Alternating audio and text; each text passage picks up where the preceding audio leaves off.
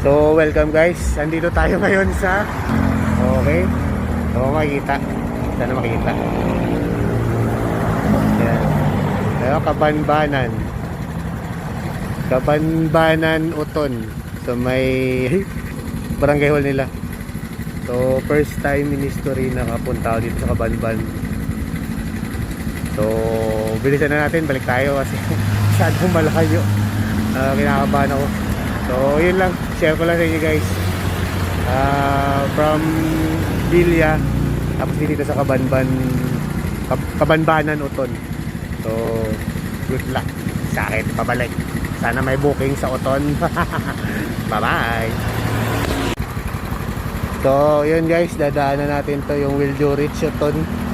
Along the road lang siya. So balik na tayo kasi masyadong gabi na. Bye bye.